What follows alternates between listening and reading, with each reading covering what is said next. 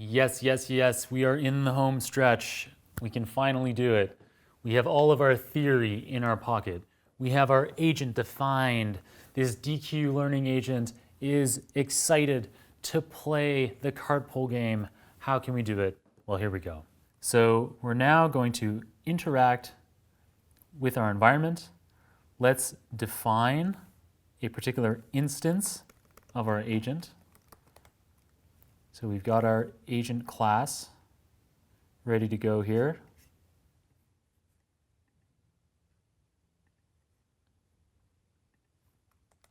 And we pass into it only two parameters, which is the action size and the state size, as we defined when we set up our class.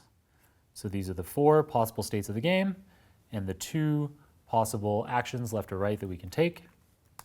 Agent initialized. And now we can interact with the environment. Nice little comment there. So we're going to start each episode and our algorithm running in general by saying that done is equal to false. So the default state is that the game episode has not ended. And then for each episode, in the range of the number of episodes that we selected, which was 1001, we're going to take the following actions. So first things first, we're going to start with a reset state. So we're going to start each episode at the beginning of the episode. So in the cart pull game, that's just a random starting position of the four possible states. Then we just reshape those states.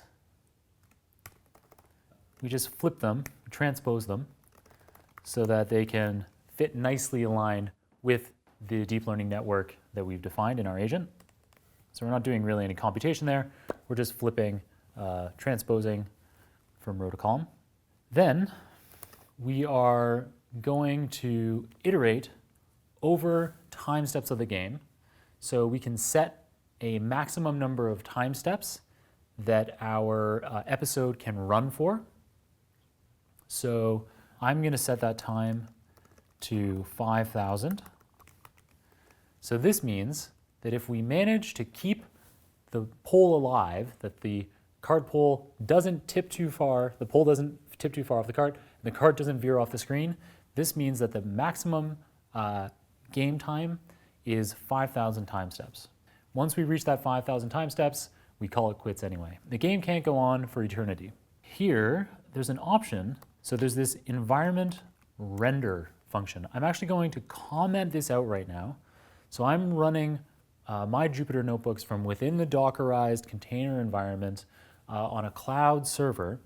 And that means that I can't render the OpenAI environment in the default way that it works. What it would want to do here is it would want to pop off a little Python video of the game in action. So it would render the game to our screen. But that doesn't happen in the Jupyter Notebook. It happens externally in this pop-out window, which isn't possible in this Docker container remote server situation. As soon as we get through this notebook, I will show you how I would do this on my local machine so that I could see the environment render. But for now, we'll just comment it out. So the next real step for us is setting. Just going to move this comment to a different spot here so that every time I press enter, I end up at the right indent. The first step in interacting with our environment is to pass the current state. So we've initialized with a random starting state here, and then we want to pass that starting state into our agent so they can take some initial action. So here we are. The action is going to be either a 0 or a 1, so it's going to either move left or right. At the beginning of the game, it's mostly going to be random guesses. It's just going to be exploring. But as it learns from its memories and these theta weights in our deep learning network become better and better at approximating Q star and optimizing our future reward, we will move towards exploiting that theta relationship that we're going to model and improve. So that's how this thing works. After our agent has taken an action, then we can use that action to pass to the environment and get our next state and our next reward from the environment. So let's do that with this step. So our next state, our reward, and whether the game is done or not, we take that out of the environment by taking a step forward. So we pass in the action into the environment, we get back the next state, our reward, and an indicator, a Boolean, as to whether the game is done or not. The next step is to calculate our reward. So we can define this ourselves. So our reward is just going to be equal to the reward that the environment pops out, as long as we're not done. Otherwise, it's going to be a -10. So you get a penalty. So if we manage to get to the 5,000 time step, or our reward is related to the number of time steps that we were able to get through the game. But if we die, if the pole tips, or if our cart goes off the screen, then the reward is -10. So we penalize poor actions. In the next line of code, we're simply going to reshape our next state in the same way as we did above here. So I'm actually just going to copy and paste that code, but it's going to be next state instead of state. And then we're going to use the remember method to remember the previous time steps, state, the actions, the reward, all of the environmental stuff that we want to remember. So I'm actually just going to copy and paste that stuff. State, action, reward, next state, done. Those are what we want to remember. So copy and paste them in there. And then for the subsequent iteration, our state is going to be equal to what the next state was in the previous iteration. If we're done, so if the episode has ended, either because we've gotten to 5,000 time steps or because our agent has dropped the pole, then we're going to print out some metrics as to how the agent performed. So we're going to print out the episode that we are at, so we know how things are ticking along out of all of the episodes, the 1,000 episodes that we're going to run this for. We're going to see our score, and we're going to output the epsilon as well, so we can keep track of how the agent's exploration versus exploitation rate is changing over time. If we see that our agent is not performing very well, a good place to look for the problem is the epsilon. And so if we ran into issues here, we could go back up and change aspects of our epsilon, maybe decaying more slowly or more quickly to improve our agent. And so this is just going to be outputting the episode, number of episodes, total, time, and the agent's epsilon. And then we exit the loop. The final step here is to actually train our theta. So we set up methods for doing that in the agent, but now when we're actually interacting with our environment, we need to take some time to give the agent a chance to update its theta weights, and so that it can improve for future iterations. So what we're going to do is that if agent memory is greater than batch size, then we run the replay method to sample our memory and replay some experiences, train our theta so that we can estimate Q star and maximize a future reward more optimally. One interesting little side bit is that I've kept talking about throughout this example, I've been talking about gradient descent. And throughout all of my live lessons, we talk about gradient descent. Now, interestingly, the reason why we call gradient descent descent is because we're typically talking about minimizing cost. So we're typically talking about finding a minimum value, a global minimum of cost that we're aiming to find with our stochastic gradient descent. In this case, we're actually trying to maximize our reward, so the verbiage changes a little bit. Very few people are going to catch you out on this, but we're in fact using stochastic gradient ascent because we're trying to find the optimal reward as opposed to the minimal cost. So just a tiny little piece of side information there. All right, now one last step that I want to take here is we need to drop the indent of this replay memory. We don't want that to happen in this for loop, in the inner for loop. And the final thing that we want to do is use a modulo operator here so that every 50th episode we save out our model parameters so that if we decide after watching the agent train for 1,000 episodes, we might say, actually, you know what, I didn't like the model weights at the end of the 1,000 episodes. There was this part in the middle around episode 550 where the performance of the agent was best, and so those are the model weights that I want to hold on to. So we're just going to output, specify the file name that we want, and the kind of formatting that we want for that output.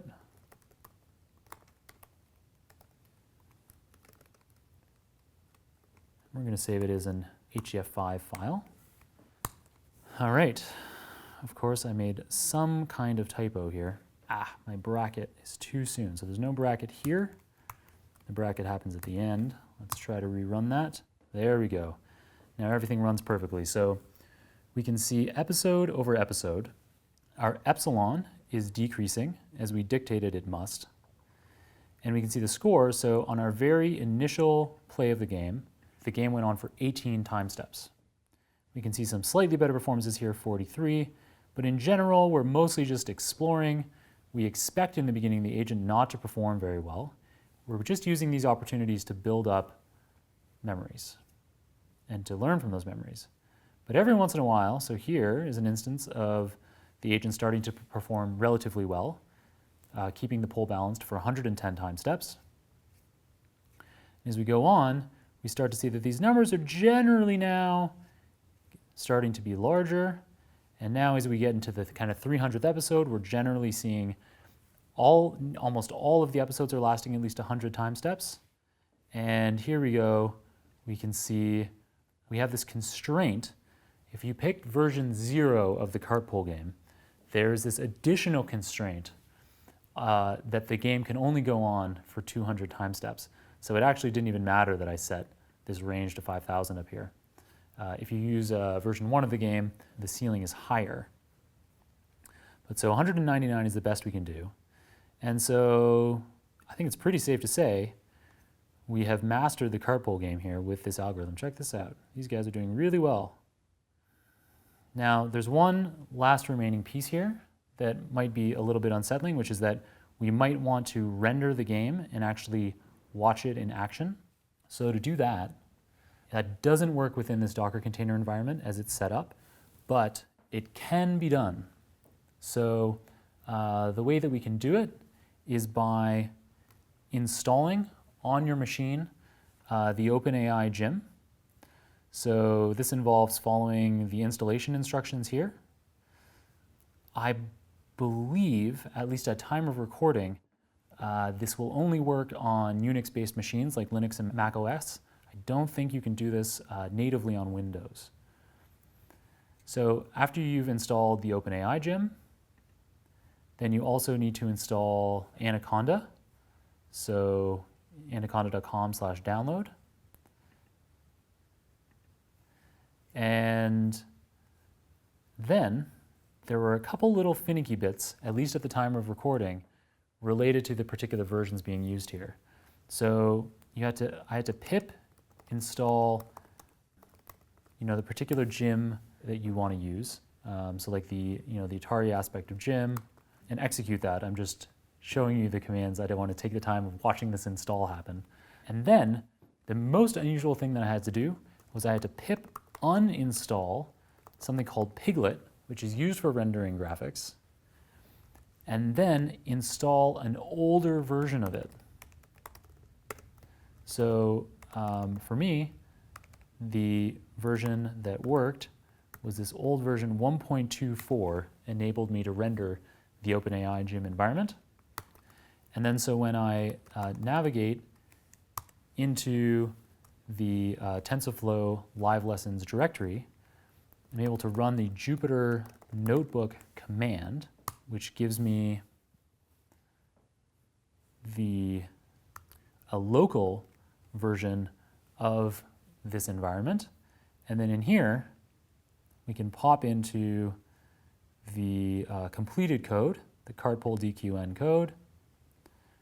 We can see in here, this is the same as the code that we just created for ourselves, except that the environment render is now uncommented. And so we can run this code now.